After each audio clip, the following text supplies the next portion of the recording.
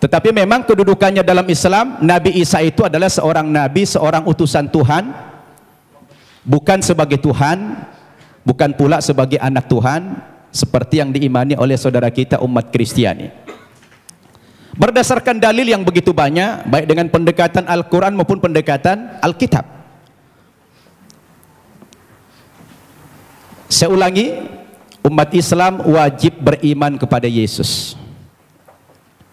Tidak sah iman umat Islam kalau tidak percaya kepada Yesus sebagai seorang rasul, sebagai seorang nabi. Bayangkan itu Pak Tambunan, Pak Tampu Bolon, batal imannya orang Islam kalau mengingkari salah satu seorang nabi itu.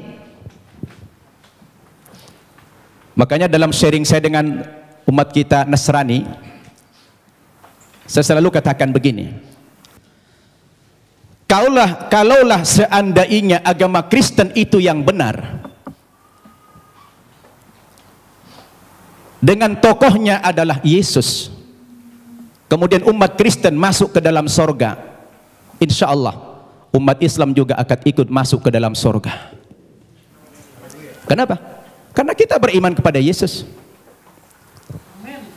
Tetapi kalau Islamlah yang benar, dengan tokoh kita Nabi Muhammad yang juga mengimani nabi-nabi yang terdahulu, kemudian saudara kita umat Kristiani tidak beriman kepada kerasulan Muhammad, mohon maaf, terpaksalah saudara kita masuk neraka kalau akan masuk surga. Ini untungnya menjadi umat Islam. Kenapa? Karena apa yang mereka imani kita imani juga, tetapi apa yang kita imani mereka tidak imani. Itulah perbedaan yang mendasar antara kita dengan umat Kristiani. Hanya persepsi tentang Nabi Isa, dia Tuhan atau Nabi. Berdasarkan ayat-ayat Alkitab yang sudah dipaparkan begitu banyak oleh Ustadz Insan Mokoginta tadi, ternyata ratusan ayat yang kontradiksi. Ada yang mengatakan Nabi Isa itu Tuhan, ada yang mengatakan dia Nabi. Oleh karena itu, saya ingin mengajak antum semua untuk merenung. Ketika kita berbicara Yesus itu Nabi atau Tuhan, apa yang menjadi parameter kita? Siapa yang paling punya otoritas membicarakan tokoh ini, Tuhan atau Nabi? Menurut hemat saya, yang paling punya otoritas bukan pribadi-pribadi, bukan manusia, bukan pendeta, bukan ustadz, tetapi yang paling punya otoritas membicarakan tokoh ini mestinya adalah sumber agama itu sendiri, yaitu Alkitab atau Al-Quran. Betul tidak? Harus sumber agamanya itu yang menjadi tolok ukur. Sekarang kita pertanyakan, dari dua kitab suci ini, Al-Quran maupun Alkitab, yang mana yang memenuhi kriteria sebagai sebuah kitab suci? Nah, ini perlu kita uji. Ini perlu kita uji. Kita capek bicara ngalur ngidul, mengangkat dalil-dalil. Kalau dalil itu tidak representatif, tidak rasional, saya pikir juga percuma. Sekarang kita harus bicara dari dua kitab suci ini. Kenapa dikatakan dia kitab suci? Coba Bapak Ibu saya tanya, ada buku? Coba ada buku? Coba buku. Ya, itu aja, taruh, minjam dulu. Ya. Bapak Ibu saya tanya, ini kata lainnya apa? Kitab suci. Oke. Ini apa namanya? Buku. Buku kan? Bapak Ibu saya tanya, ini sama ini bahan bakunya sama tidak? Sama-sama apa? Sama-sama kertas. Kenapa dalam penamaan jadi beda? Yang ini dikatakan kitab suci, yang ini dikatakan buku. Kenapa jadi beda namanya? Padahal bahan bakunya sama-sama kertas. Yang membedakan apanya? Ternyata yang membedakan kontennya, isinya. Dia dikatakan kitab suci karena memuat firman-firman Tuhan Zat yang Maha Suci. Kenapa dikatakan ini buku? Karena dia adalah buatan manusia, dan manusia tidak ada yang suci. Betul tidak? Sekarang mari kita uji. Kalau kita sepakat, apa yang membedakan buku dengan kitab suci? adalah terletak pada kontennya. Kalau kitab suci itu adalah memuat firman-firman Tuhan, ketika kita uji Bapak Ibu, 5 kriteria minimal kalau kita ingin menguji apakah kitab suci itu benar apa tidak. Yang pertama, sebuah kitab suci itu akan dikatakan benar apabila dia murni datang dari Allah, 100% datang dari Allah, dan tidak ada intervensi manusia di dalam kitab suci itu dalam bentuk kontennya, setinggi apapun otoritas manusia itu. Betul tidak? Termasuk di dalamnya Nabi. Makanya kalau kita baca Al-Quran, ini 100% firman Tuhan, tidak ada perkataan Nabi Muhammad di sini. Perkataan Nabi Muhammad dimuat dalam hadis namanya. Tidak ada satu ayat pun di sini sumbangan Nabi Muhammad dalam bentuk isi. Ini adalah wahyu Tuhan 100%. Akan berbeda kalau kita baca ini Alkitab, di sini sudah tercampur, di sini ada perkataan Tuhan, di sini ada perkataan Nabi, di sini ada perkataan Rasul Paulus, di sini ada perkataan murid-muridnya, tercampur. Lalu di mana letak kesuciannya yang dikatakan kriteria kitab suci itulah murni datang dari Tuhan? Itu satu. Yang kedua, kriteria kitab suci itu dikatakan benar apa tidak? Apabila kitab suci itu ditulis pada zaman kitab suci itu datang, yang diterima oleh Nabi yang menerima kitab suci tersebut. Saya tanya, Al-Quran kapan ditulis? Ketika Nabi Muhammad masih hidup. Dia suruh sahabat menulis Al-Quran.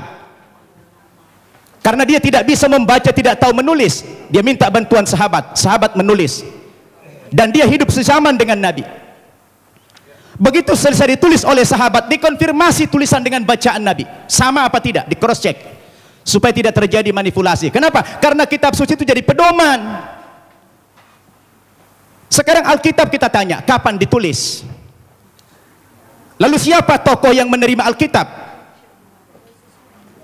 Alkitab ditulis bukan pada zaman Nabi Isa masih hidup, tapi sudah sekian puluh tahun, bahkan sekian ratus tahun Yesus sudah tidak ada di dunia ini, baru ada pembukuan Alkitab. Terus bagaimana seorang penulis akan mengkonfirmasi kepada yang menerima wahyu itu?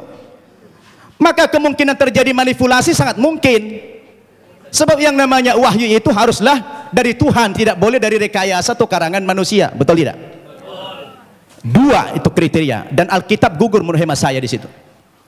Yang ketiga, kriteria kebenaran sebuah kitab suci itu adalah seorang penulis wahyu secara moral haruslah orang yang jujur, terpercaya, bukan pendusta. Penulis Al-Quran adalah orang yang jujur.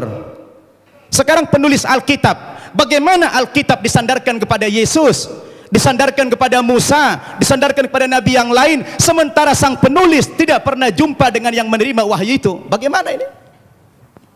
Maka gugurlah kesucian kitab tersebut.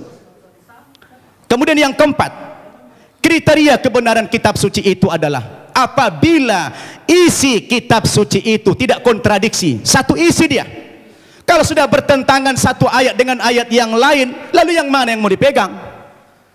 Masa Tuhan menurunkan tuntunan pedoman hidup bagi manusia, tapi manusianya malah bingung. Yang ini mengatakan Yesus Tuhan, yang ini mengatakan Nabi. Loh, yang mana mau diikutin? Ternyata kalau kita baca Alkitab sendiri, tidak pernah kata-kata dari Yesus yang muncul pengakuan bahwa dia adalah Tuhan. Kalau kita baca dalam Injil Markus pasal 12 ayat 28 dan 29, ternyata Yesus sendiri mengatakan Tuhan itu adalah Allah yang Esa. Itu ada dalam Alkitab yang sudah dibaca oleh Pak Insan tadi. Lalu siapa yang mengatakan Yesus Tuhan? Itu Paulus ternyata. Yang mengatakan dia Tuhan itu Paulus, bukan Yesus. Semestinya Yesuslah yang lebih berhak mengatakan kalau dia Tuhan. Rupanya kita baca dalam Alkitab, saya tidak tahu Pak Tampu Bolon sudah baca belum itu. Ya, kalau kita baca dalam Alkitab, ternyata yang mengatakan dia Tuhan itu adalah Paulus. Dalilnya di mana? Dalam Kisah Para Rasul pasal 2 ayat 36. Ya, Kisah Para Rasul pasal 2 36. Apa kata Paulus? Jadi seluruh kaum Israel harus tahu dengan pasti bahwa Allah telah membuat Yesus yang kamu salibkan itu menjadi Tuhan dan Kristus. Coba. Ya, siapa yang mengatakan Yesus Tuhan? Paulus. Kemudian dalam kitab Filipi pasal 2 ayat 11. dan segala lidah mengaku Yesus Kristus adalah Tuhan bagi kemuliaan Allah Bapa. Nah, dia yang mengatakan itu Paulus. Sekarang timbul pertanyaan, Paulus itu siapa? Paulus itu bukan muridnya Yesus, bukan sahabatnya Yesus, bukan pengikut Yesus, tapi Paulus itu adalah musuhnya Yesus. Nah, ini dia. Dan saya baca dalam Alkitab, ternyata aktor pendiri agama Kristen itu memang bukan Yesus. Yesus tidak pernah membawa agama Kristen. Yang mengatakan kata-kata Kristen itu adalah Paulus dalam Kisah Para Rasul pasal 11 ayat 25. Ketika dia mengajar di Antioquia lah pertama kali murid-murid itu dipanggil sebagai Kristen. Kristen artinya pengikut Kristus. Kristus artinya adalah juru selamat atau Al-Masih dalam Islam. Jadi Bapak Ibu yang saya muliakan, ini yang perlu kita jadikan sebagai alat ukur apakah Yesus Tuhan atau tidak. Kalau sudah kembali kepada Alkitab, saya pikir jelas semuanya. Maka kembali kepada kriteria yang tadi. Apa kriteria kebenaran sebuah kitab suci itu? Terakhir,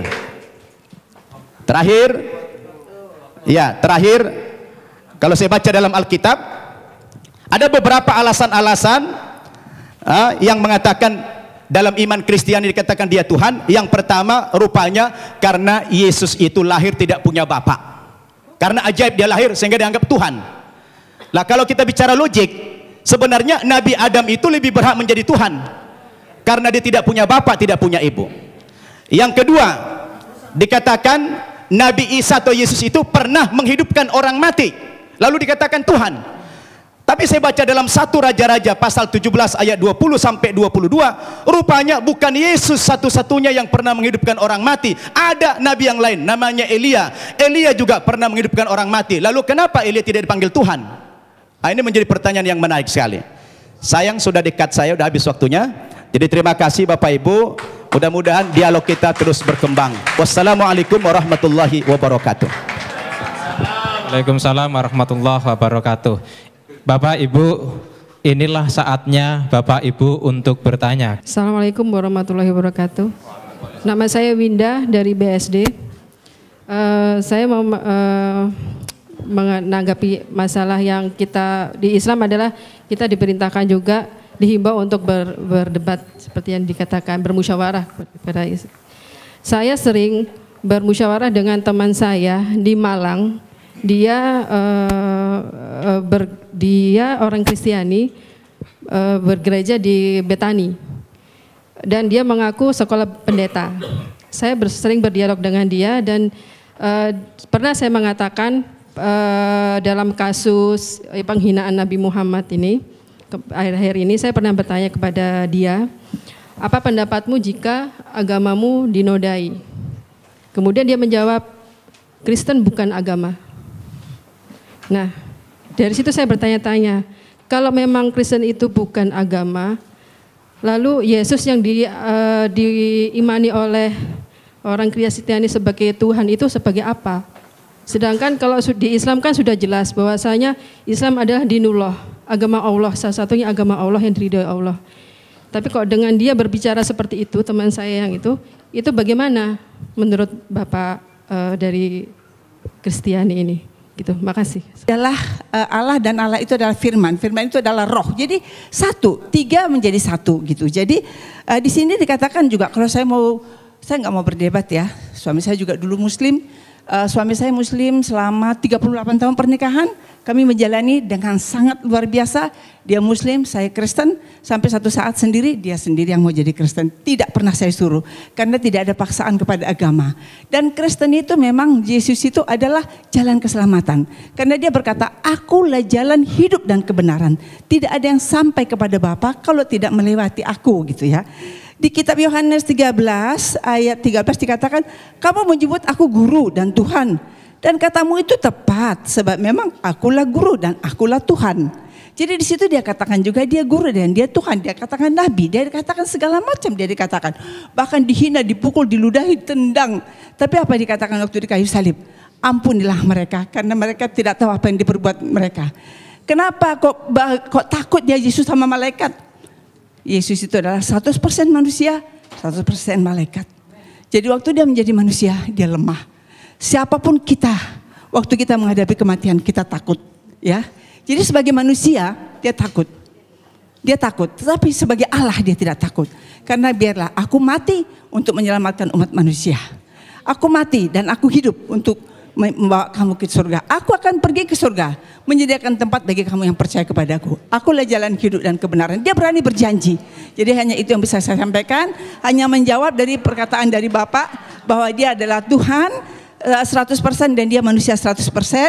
Rohullah kalimatullah Isa Al-Masih. Saya baca Quran juga. Terima kasih, Tuhan berkati.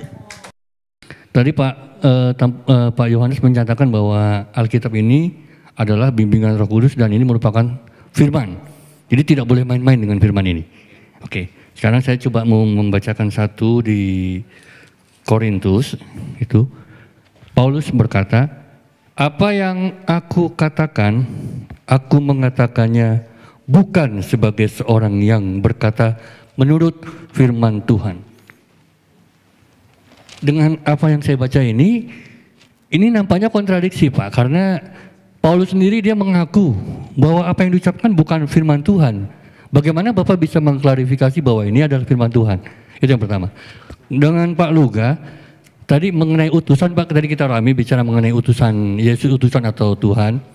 Di 13:13 yang tadi Ibu sampaikan tadi, itu Yesus berkata, aku guru dan aku Tuhan. Ya, tapi Bapak mungkin perlu cek dengan Pak Moko Ginta, Alkitab versi yang tahun 30 itu bukan Tuhan tapi Tuhan. Ya, jadi penambahan kata H itu berdampak sangat luar biasa. Tuhan Wisaksono menjadi Tuhan Wisaksono. Itu sangat bertentangan sekali Pak. Oke, terus menyambung sedikit lagi di 13 Yohanes, masih di Yohanes juga, Yohanes 13 ayat 16, menurut saya sih ini ungkapan Yesus juga yang sangat jelas mengenai jati dirinya. Di mana Yesus berkata bahwa seorang utusan, dia utusan, ya. Tapi menyatakan dengan jelas, utusan itu tidak lebih tinggi daripada yang mengutus. Jadi ini secara logika itu tadi seperti dikatakan Pak Nababan tadi, Akli tadi, kalau Yesus memang itu Tuhan, ya mestinya dia katakanlah, aku juga Tuhan, ya kan? Tapi dia bilang jangan jelas, seorang utusan tidak lebih tinggi daripada yang mengutus. Betul kan? Dan seorang hamba juga tidak lebih tinggi daripada yang menciptakan. Ya, terima kasih. Assalamualaikum warahmatullahi wabarakatuh. Assalamualaikum warahmatullahi wabarakatuh. Saya Mukti Ali, asal dari Sentul, Bogor. Tadi Pak Luga menjelaskan mengenai dari awal pernyataannya bahwa Yesus itu adalah Tuhan yang dahsyat, Tuhan yang hebat, Tuhan apa. Tapi tolong dijelaskan mengenai Matius 27:46. Itu peristiwa penyaliban ya. Sekitar jam 12 datang sebuah awan hingga kira-kira pukul 3 berteriaklah Yesus dengan suara yang nyaring. Eli Eli lama sabachthani. Tuhanku, Tuhanku, kenapa engkau tinggalkan aku? Lah, di sini kalau memang dia Tuhan, Tuhan yang mana dia panggil. Kemudian juga kok tidak sedahsyat yang Bapak sampaikan. Kemudian juga dalam tadi Bapak, mohon maaf Pak Yohanes, itu kan menyinggung masalah Lukas 4 ya. Lukas 24, mohon maaf, 24 yang 46-nya. Bahwa Mesias akan dibangkitkan pada hari ketiga di antara orang mati. Mestinya dilanjutkan. Dan ini sudah dijelaskan dalam kisah Raja-Raja, kemudian Mazmur dan Torah. Tapi demi Allah sampai saat ini saya tidak pernah menemukan Pak. Mungkin Bapak bisa menjelaskan di mana itu. Kalau Tuhan memang benar, dia Tuhan yang menjelaskan, tidak berdusta, mestinya ada Pak. Dalam Torah, Mazmur, kisah Raja-Raja bahwa apa yang dinyatakan pada 46-nya itu, silakan dicek Lukas 24, 44 sampai 46. Itu dahsyat sekali, ayat-ayat misterius ini. Jadi ternyata tidak ada, mohon maaf kalau saya katakan kok berdosa gitu. Assalamualaikum warahmatullahi wabarakatuh. Nama saya Eri dari Tangerang. Ya, jadi tadi mengatakan bahwa Paulus bisa dipercaya karena mukjizatnya yang masih ada sampai sekarang. Yang terjadi pada pendeta-pendeta yang banyak menyembuhkan orang-orang. Namun ada satu permasalahan tadi, di mana ada orang yang mengaku dibayar. Dan Pak Luga sendiri mengatakan tidak bisa kalau hanya satu orang saja. Kalau saya baca itu pendekatan untuk menutupi. Karena kalau kita ingin tahu, pendekatan kita mestinya menganggap itu fenomena gunung es. Yang tampak hanya sedikit saja. Tapi yang di bawah sangat banyak. Itu yang sudah dibayar. Dan bagaimana yang terjadi pada yang terjadi di Kenya, saudari Esther Mulande oleh pendeta Michael Njoroge, ia mengungkapkan bahwa saya disuruh untuk pura-pura sakit dan sembuh karena dia tidak dibayar akhirnya. Nah, jadi di mana letak mukjizatnya itu? Demikian, terima kasih. Saya sudah membaca bukunya Pak Insan. Masalah dia bilang ayat-ayat Nabi itu, terus terang saya udah baca banget ayat itu. Dan saya udah tahu banget itu. Yesus tidak tahu hari kiamat, bagaimana dia Tuhan. Kok dia yang nggak tahu hari kiamat? Terus terang saya udah tahu banget itu. Nah sekarang saya sedang menunggu-nunggu, Tuhan kapan saya waktunya untuk menjelaskan ini. Saya pengen banget untuk menjelaskan ini. Dan waktunya adalah hari ini. Gitu loh. Jadi artinya terus terang bukannya saya nggak ngerti, orang mengatakan, Yesus sendiri mengatakan tidak ada nabi ditolak di asalnya. Yesus mengaku dirinya nabi, ya kan? Saya ngerti banget ayat itu. Tapi satu hal ada yang tidak sanggup kalian pahami, karena firman Tuhan berkata bahwa Alkitab itu harus dimengerti dengan Roh Kudus. Daniel 1 ayat 20 dikatakan orang yang bisa mengerti firman Tuhan itu dikaruniai 10 kali lebih cerdas. Artinya membutuhkan hikmat Tuhan yang jauh lebih dahsyat. Bukan hanya sekedar firman Tuhan ditafsir sembarangan, tidak seperti itu.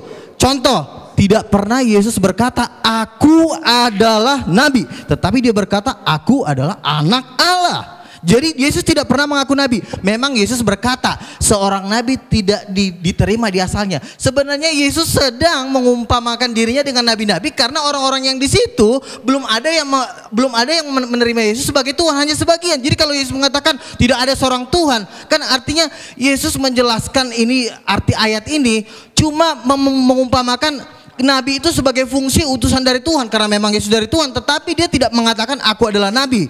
Nah, dari mana kita tahu bahwa Yesus tidak pernah mengaku nabi? Rasul Yohanes di dalam Wahyu 19 ayat 16 menjelaskan tentang arti anak Allah. Arti anak Allah bukan nabi, karena pada waktu Yesus datang kedua kali di jubahnya tertulis Raja segala raja, King of Kings. Mana ada raja segala raja? Banyak. Kalau nabi kan banyak. Tapi kalau raja segala raja, raja di atas segala raja, berarti udah nggak ada lagi di atasnya. Berarti dia adalah Tuhan, the King of Kings. Jadi begini, kita tidak bisa menafsirkan kitab para nabi menurut apa kata Ahmed Didat. Karena penafsiran-penafsiran Bapak Insan Mokoginta itu kan diambil dari Ahmed Didat. Hikmat-hikmatnya profesor doktor teologi yang nggak bisa buat apa-apa. Jadi penafsiran tentang Yesus harus diteguhkan dengan tanda-tanda mujizat. Bukan hanya bergelar hanya doktor profesor ditafsirkan. Contoh misalnya, inilah Nabi Yesus dari Nazaret. Memang banyak orang mengaku Yesus nabi, tetapi Yesus tadi menolak di Matius 16. Engkau adalah salah satu di antara para nabi. Jawab Yesus apa? Dia diam. Dia tidak mengatakan, iya betul kamu mengatakan bahwa aku adalah nabi. Dan Yesus, tolong tunjukkan Pak Insan di mana Yesus berkata, akulah. Bukan hanya ayat-ayat ini itu, tapi mana tunjuknya? Akulah nabi. Tetapi Yesus jelas berkata, aku adalah anak Allah. Dan penafsiran nggak boleh sembarangan, karena di 2 Petrus dikatakan tidak boleh orang menafsirkan kitab suci menurut kehendaknya sendiri. Haleluya. Berikan dulu kemuliaan buat Tuhan. Udah siapa banget. Mana? 2 Petrus 2 ayat 1. Orang basik. Nih.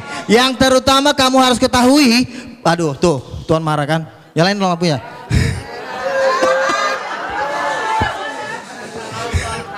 Makanya yang terutama harus kamu ketahui bahwa nubuat dalam kitab suci tidak boleh ditafsirkan seenaknya.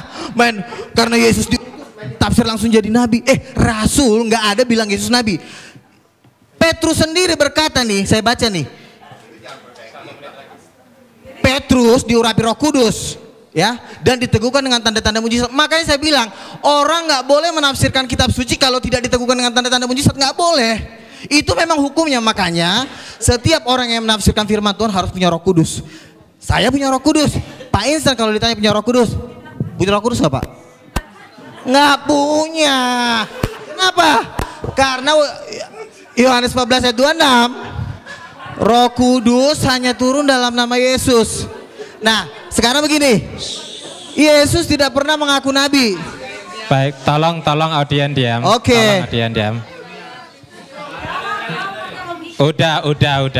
Saya dari tadi Moderator sebenarnya menjawab pakai logika, tetapi Waktu karena habis. memang kalian belum memahami, jadi kalian bilang saya sosok berceramah. Enggak, kan saya bilang, oke, satu aja, tunjukin Bisa. ayatnya sama saya. Yesus berkata, akulah nabi, tunjukin.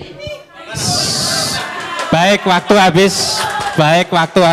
Akulah nabi, bukan penafsiran. Ini penafsiran. Aduh, akulah nabi. Tolong. Udah. Oke. Tolong. Baik, Oke, waktu habis. Terakhir ya. Baik. Tolong diam. Terakhir ya. Copy paste. Sudah Pak Insan, nanti Pak Insan. Ini ya. Pak Pada Insan. waktu Yesus datang yang kedua kali, di jubahnya tertulis bukan nabi, Pak. Tapi raja segala raja, bukan nabi. Masa di jubah Yesus tertulis nabi? Makanya. Sudah. Wahyu Waktu Ibu 19 sudah habis. 16. Waktu Bapak sudah habis. Silakan. Sudah. 19 ayat 16. Enggak selesai. Nanti setelah acara. Setelah Makanya acara, gini, Bu. Bu. Nanti setelah acara. Tidak boleh Baik, waktu menafsir. sudah lewat Oke. 2 menit. Nanti malah rame. Yes. Baik, kita tepuk tangan kepada Bapak Ibu ya. Silakan langsung Bapak Yohanes Tampu Bolon. Tolong sekali lagi jangan bereaksi, jangan ditanggapi, jangan bicara, nggak habis. Nanti kalau mau berdebat ketambahan setelah acara ini. Sepakat ya? Sepakat. Baik, silakan kepada beliau Bapak Yohanes Tampu Bolon. Nanti saya mau moderator lagi di luar ya. Silakan. Ya, terima kasih. Ya, pertama-tama saya mengucap syukur kita masih mau berdialog, itu aja ya. Mencari kebenaran itu pertama kali. Biarlah Tuhan yang memberikan hikmat kepada kita, dan lebih daripada itu saya harus katakan bahwa termasuk pembicara tadi masih mengambil ayat-ayat yang melihat Yesus saat di dunia gitu loh. Karena perlu saudara ketahui, Yesus itu pernah ada di dunia, pernah naik ke surga, bahkan akan datang sebagai hakim raja. Itu Alkitab menulis itu. Banyak ayatnya karena waktunya sebenarnya saya tidak sempat membaca. Karena apa? Coba aja 15 menit. Waktu sekarang saya komentar 5 menit. Bagaimana saya cepat hanya ambil poin. Tapi tunggu. Tetapi apa yang saya sampaikan itu berdasarkan firman, Bu. Ya, Yesus sebagai Mesias ada ayatnya. Ya, ayatnya antara lain di sini Yohanes 14:6, Yohanes 8:24, Kisah Para Rasul 4:12. Ini beberapa ayat. Jadi bukan tidak ada ayatnya. Memang benar Alkitab juga menulis Yesus sebagai nabi. Tapi Alkitab juga menulis Yesus sebagai Mesias, bahkan sebagai raja loh. Coba teliti lebih dalam lagi. Jadi saran saya kepada pembicara dan umat, karena ada kewajiban harus mengetahui rahasia firman ini. Tapi jangan dikatakan sudah dicampuri. Kalau kita berprinsip negatif ya repot memang. Kami juga nanti kalau berprinsip Al-Quran sudah bercampur ya repot juga. Atau? Jadi jangan begitu.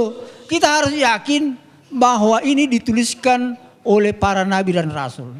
Rasul itu bukan rasul-rasul palsu, Pak. Bukan nabi palsu. Itu teruji.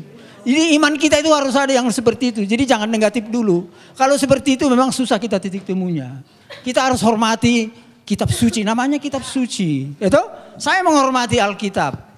Alkitab dan Al-Quran. Maka saya hormati. Cuman kita cari titik temunya di mana. Karena memang ini kompleks.